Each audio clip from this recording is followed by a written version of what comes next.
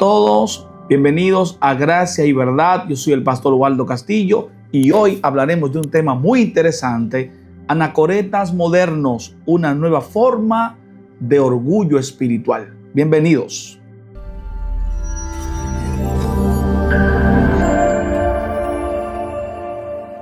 Siempre han existido personas, religiosas o no, que por diversas razones han sentido la necesidad de aislarse o han sido llamados a un estilo de vida alternativo, distinto a los demás, y que sienten vivir su experiencia religiosa o mística de una manera un poquito heterodoxa, es decir, no normatizada por los estereotipos comunes y dominantes. En la actualidad estamos siendo testigos, como acabamos de ver en las imágenes que hace un momento pasamos, estamos siendo testigos de un hiperactivismo en lugares y espacios que están alrededor de las ciudades. En algunas ocasiones le dicen, por ejemplo, el monte. Es muy normal, vamos para el monte, donde se supone que las personas van a buscar a Dios o donde aseveran que Dios está. Por supuesto que todos nosotros sabemos que la Biblia, que es la palabra de Dios, nos informa y nos afirma que Dios habita en todos los lugares y que donde hay dos o tres reunidos en su nombre, ahí Él está. La iglesia, el templo, el edificio es solamente un punto de encuentro del pueblo de Dios con el Dios al que adora, pero también entendemos que el Señor puede ser buscado en cualquier lugar y que Él es hallado por todos aquellos que le buscan de corazón. La situación que queremos abordar hoy con el tema que ya mencionamos, los anacoretas modernos, y voy a explicar el término más adelante, es el problema no es ir al monte. Eso es bonito y hasta cierto punto beneficioso. Yo tuve experiencias con Dios en el monte. Fui de esos que iban al monte a orar, a retirarme varios días, y todo eso es muy bonito, no hay ningún problema. El problema es el caos y el desorden que rodea esta práctica cuando es realizada sin el necesario balance, sin el saludable equilibrio y sin la cobertura adecuada y sin la madurez necesaria. Cuando no hay balance, cobertura, madurez y equilibrio, la experiencia del monte se puede convertir en algo que no es saludable para el alma. En la Biblia, el monte simboliza un lugar de encuentro con Dios. Moisés subió al monte a recibir la ley. Elías tuvo encuentro con Dios y aquellos Baales en el monte. Y en la Biblia se enseña que Jesús tenía la costumbre de ir al monte a orar. Les voy a mostrar varios versículos donde vemos a Jesús orando en el monte. Por ejemplo, de manera solitaria, dice la Biblia que Él se apartaba a lugares solitarios para orar. En Lucas 6:12 dice, en aquellos días Él fue al monte a orar y pasó la noche orando a Dios. También en Marcos 6:46 dice, y después que los hubo despedido, se fue al monte a orar. Lo propio encontramos en Mateo 14:23. Se habla del Señor yendo al monte a orar.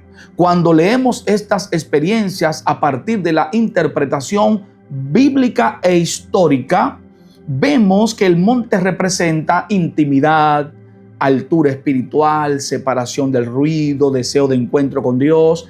Esto es a la luz de la interpretación bíblica e histórica. ¿Por qué hablo de interpretación histórica? Bueno, porque la práctica de irse a un lugar, al desierto o al monte a orar, no es nueva.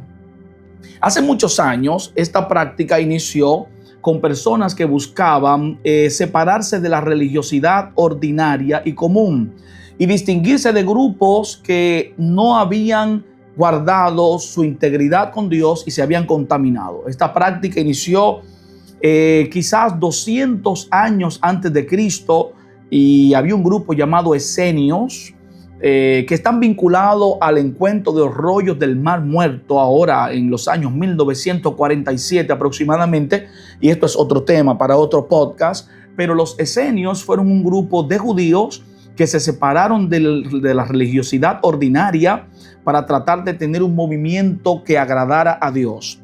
Y también podemos encontrar en época más reciente el montañismo o la separación. Y esto ocurrió, por ejemplo, con un señor llamado Antonio el Ermitaño, que para el siglo III o IV de la era cristiana se separó del grupo de religiosos que estaba viviendo a la luz del edicto de Constantino y que estaba viviendo bajo el amparo del gobierno. Estos son temas que hay que desarrollarlos con más calma, porque estoy hablando de historia de la iglesia, pero es importante, lo que quiero señalar es que el irse al monte, irse al desierto no es nada nuevo. Eso no lo inventaron fulano, ni tiene un nombre de alguien de este tiempo. Es una práctica que ha caracterizado a muchas personas durante mucho tiempo. La vida del desierto comenzó probablemente, como ya acabo de mencionar, con un señor, estamos hablando del 370 después de Cristo, llamado Antonio el Ermitaño.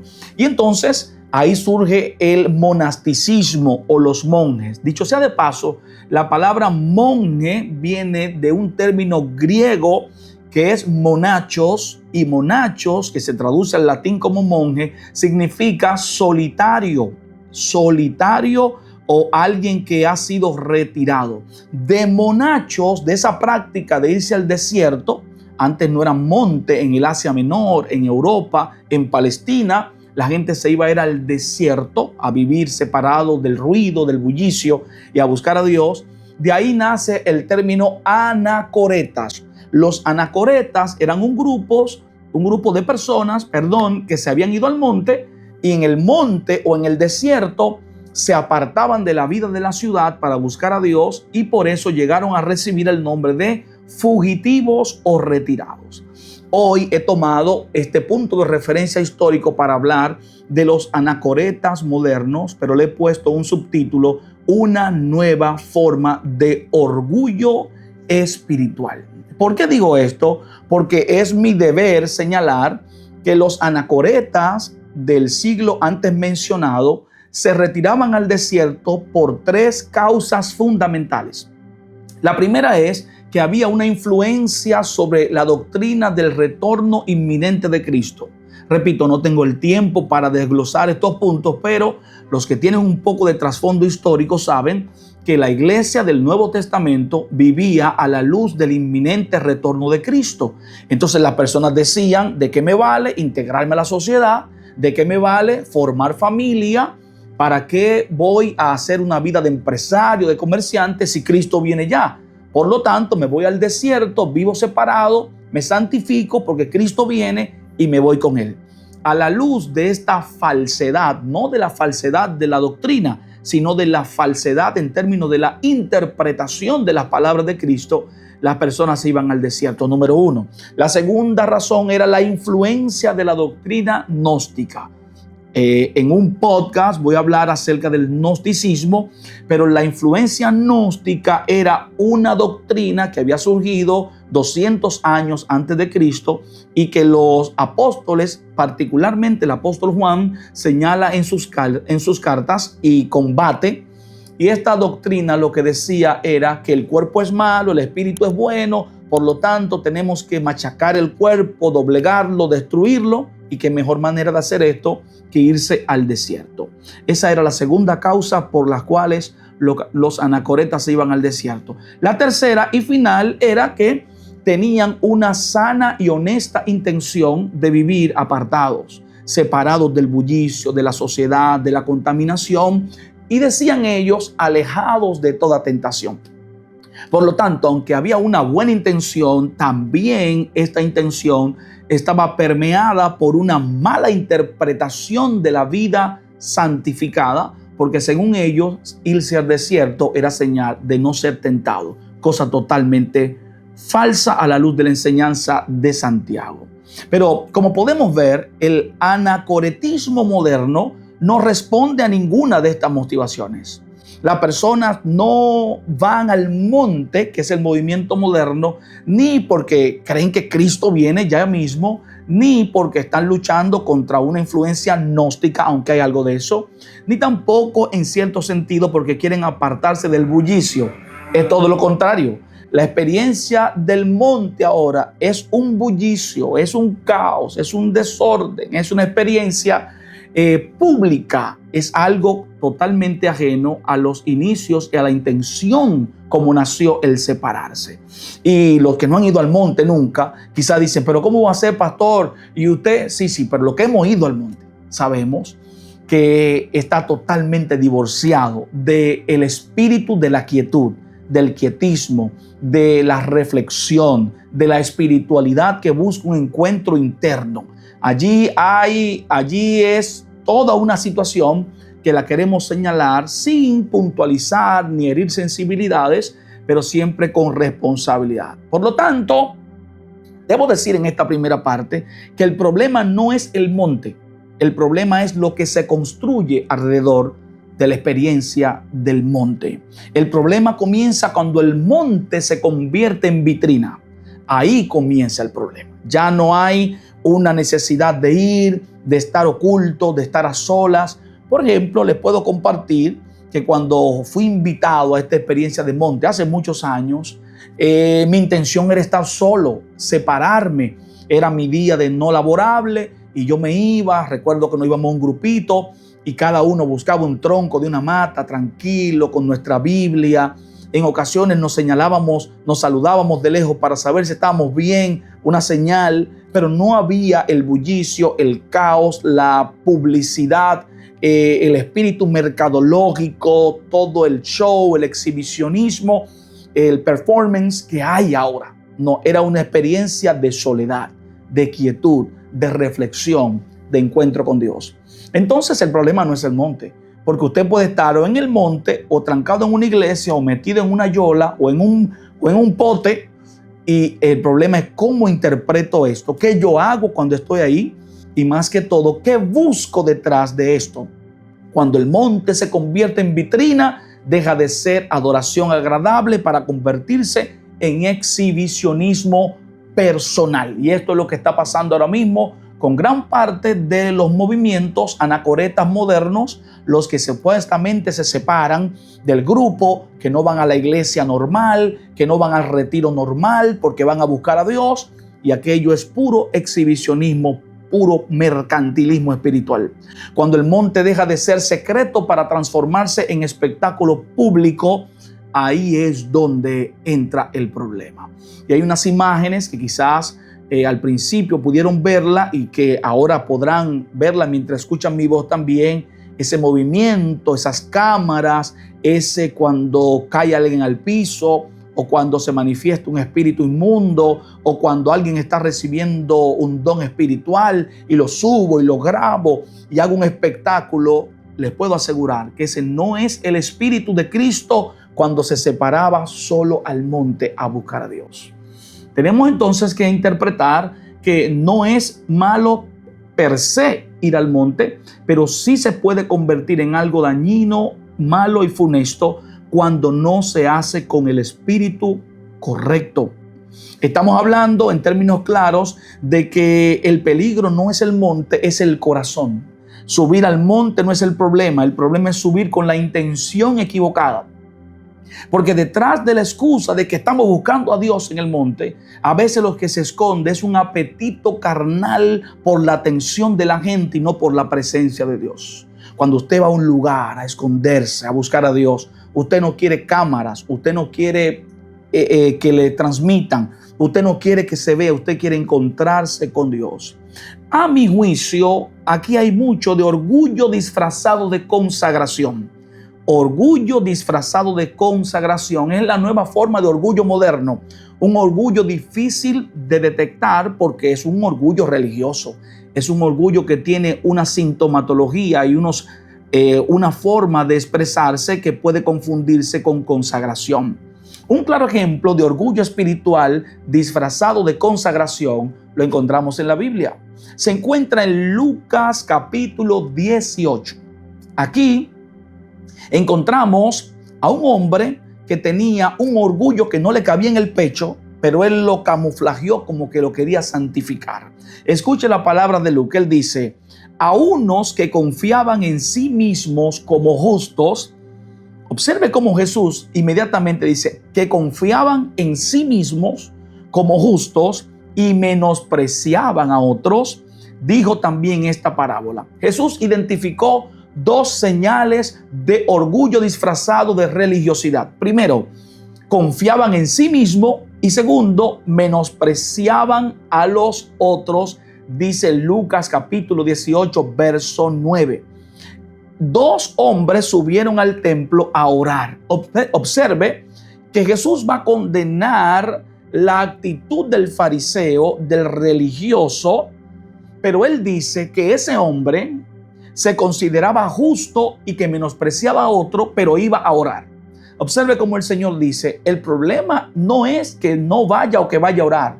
El problema es lo que hay alrededor de ir a orar. Aunque iba a orar e iba al templo, se consideraba justo y menospreciaba a los demás. Entonces, este es el contexto de el orgullo disfrazado de consagración. Tengo problemas de mi autopercepción, tengo problemas con todos los demás, menosprecio a todos los demás, pero voy a orar. Y se conectó y se puso a hablar en lenguas y se puso a recibir cosas, y Jesús observó y prestó atención a lo que él decía, y él decía: Señor, te doy gracias porque yo no soy como los publicanos que están ahí. Y justo a su lado había un publicano arrodillado orando. Y él alzó la voz, se puso de pie, dice el doctor Lucas, se puso de pie y orando en alta voz dijo: Señor, te doy gracias porque yo no soy como los hombres comunes. Yo no robo, yo no soy injusto, yo no soy adúltero y ni siquiera soy como este publicano, el hermano que estaba al lado. Y luego él dice: yo ayuno 2 veces a la semana, doy diezmos de todo lo que gano. Mas el publicano, estando lejos, no quería ni siquiera alzar los ojos al cielo, sino que se golpeaba el pecho diciendo: Dios, sé propicio a mí, que soy un pecador. El Señor dijo: ¿cuál de los dos ustedes creen que salió perdonado? Por supuesto que el publicano que se humilló. Porque esto no era una oración humilde de parte del fariseo, era un monólogo de religiosidad y de superioridad. Él alzó la voz y dijo: yo no soy como fulano, yo no soy como fulano, yo soy mejor que fulano. De modo que el orgullo espiritual es más peligroso que el orgullo material, porque el orgullo espiritual se disfraza de piedad. El orgullo material es difícil de usted esconderlo. Cuando usted tiene muchas cosas buenas y vive para exhibir lo que tiene, todo el mundo puede decir: fulano es medio orgulloso, porque se nota, se ve con la manera de usted exhibir las cosas materiales. Pero ¿cómo podemos identificar el orgullo espiritual? ¿Cómo podemos ver esto? ¿Cómo podemos identificarlo? Voy a dar unas pinceladas antes de ir a una breve pausa, pero esta parte no quiero cortarla ahora porque entiendo que a veces necesitamos ser precisos en el trabajo de discernir cómo identificar el orgullo espiritual. Mire, es muy común escuchar a este grupo de personas, a los anacoretas modernos, a los desiertistas, a los monteros. Es muy común, y los que han ido a monte sabemos, es muy común escucharlo decir: ¿cuántas horas tú oraste hoy? Es muy común, ese lenguaje es muy dado entre ellos. Tú no viniste la semana pasada, yo vine 3 veces. ¿Cuántas veces tú fuiste esta semana al monte? Es muy común. Y es muy común decir: nosotros estamos aquí en el fuego, en el monte, mientras que los demás están allá. Y como que dan a entender que los que están allá están perdidos, están en otra sintonía, están en otra dimensión. Es más, es muy común escucharlos a ellos decir que ellos están en otra dimensión, que esta es la dimensión de la gloria. Y dejan implícita la idea de que quienes no están ahí, no están en Dios, no están llenos, no conocen a Dios. Es orgullo espiritual disfrazado de piedad. Hay varias formas de competencia que se pueden percibir en este tipo de diálogo. Cuando usted escucha a una persona hablando de cuántas horas subiste, cuántas horas oraste, está hablando como de competencia de tiempo, ¿verdad? Mientras más tú oras, más más Dios te ama. Cuando usted escuche cuántas semanas subiste, hay competencia de sacrificio. Porque aquí hay algo de gnosticismo. Te sacrificaste, dormiste en el piso, te arrodillaste en una roca. Señores, yo llegué a ver experiencia en el monte de gente tirándose de un palo. Se subía en un palo, allá en un árbol como un gato, y de allá voceaban, porque ahí era que estaba Dios, y de ahí se tiraban para abajo. Yo lo llegué a ver, yo lo llegué a experimentar. Y creían que hacer eso era una forma de agradar a Dios. También hay competencia de visibilidad. La visibilidad es importante. ¿Cuánto te vieron? ¿Cuánto tiempo duraste de rodillas? ¿Cuánto tiempo duraste en esa esquinita donde no hay comodidad? ¿Cuántas hormigas te picaron? Yo llegué a escuchar experiencias de gente que se metieron en una cueva allá en lo profundo. Allá lo picó un alacrán, pero que ese alacrán es señal de todo ese tipo de cosas. ¿Qué busca? Busca exhibicionismo. Es orgullo espiritual. Entonces, lo que debía ser humillación se convierte en exhibición. Y este es el peligro de no tener una clara conciencia de qué yo estoy haciendo aquí, a quién busco y a quién busco agradar. Estamos en Gracia y Verdad y estamos hablando acerca de los anacoretas modernos, una nueva forma de orgullo espiritual.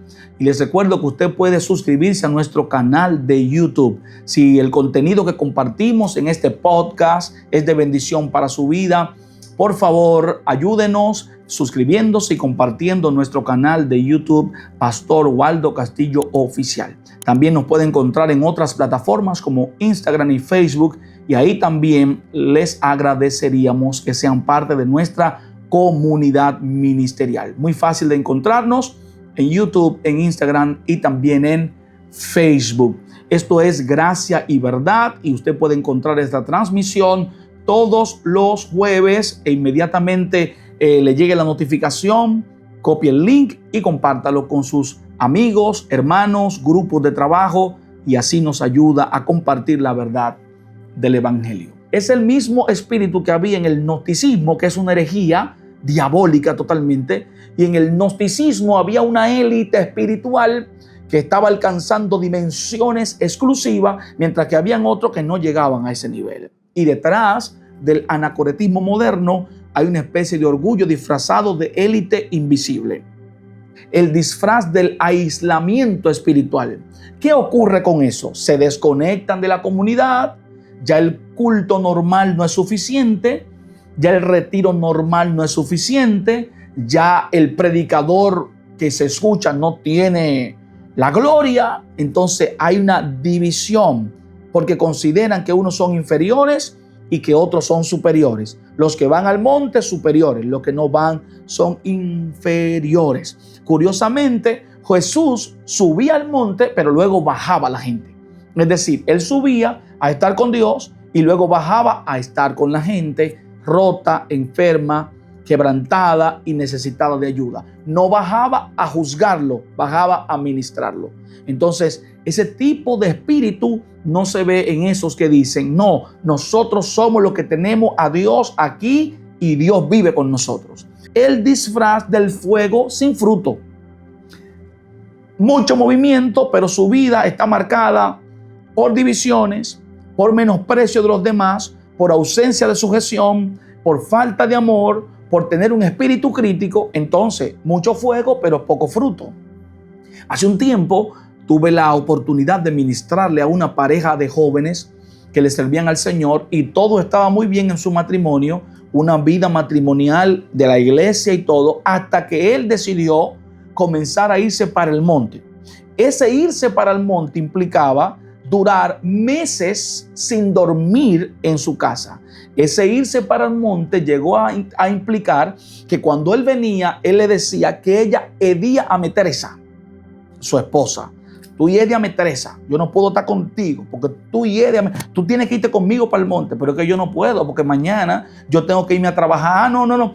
A tal punto que eso termina en una división, en una separación, por una mala interpretación y por una experiencia que cuando es interpretada a la luz de todo el consejo de la palabra de Dios, se nota que hay un espíritu de locura y de falta de discernimiento. Entonces, el fuego bíblico purifica, no produce arrogancia. La llenura del Espíritu produce humildad, no produce insensatez.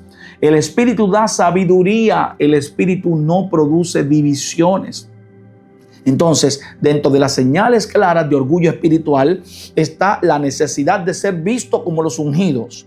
Incapacidad de recibir corrección. Ay. Ahí sí hay mucho que decir. No se les puede corregir, no se les puede hablar. Ya no se congregan porque ellos están por encima del pastor, del supervisor.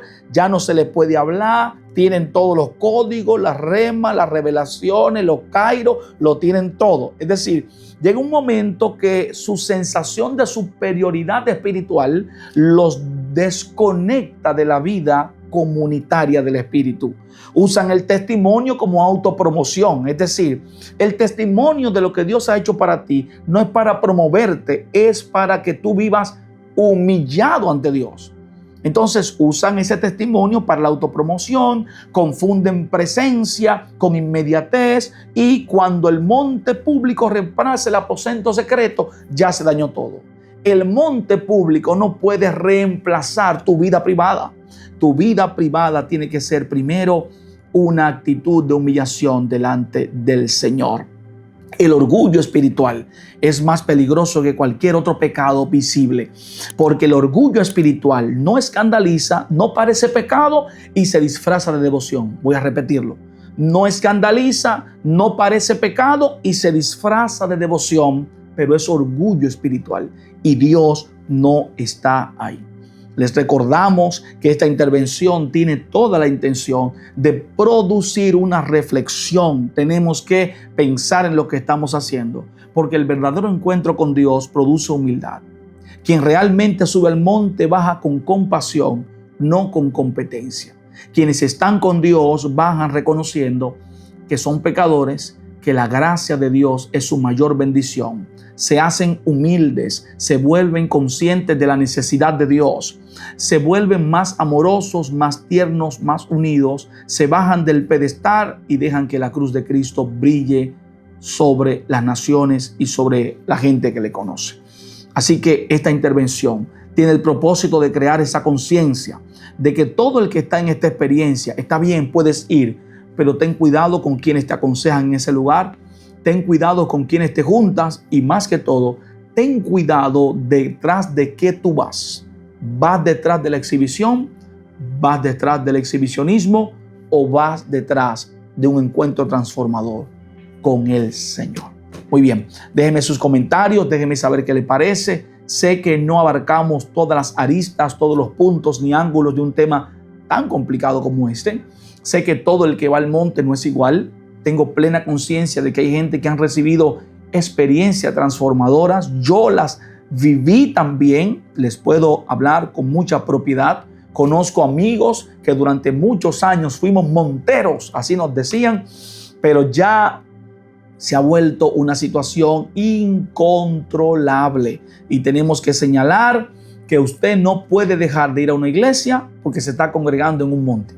Que usted no puede dejar de respetar a su pastor porque se le apareció un querubín en un monte. Usted necesita seguir viviendo una vida cruciforme, una vida agradable a Dios y agradable a los hombres. Esto es Gracia y Verdad. Muchas gracias. Dios le bendiga y le esperamos en una nueva transmisión.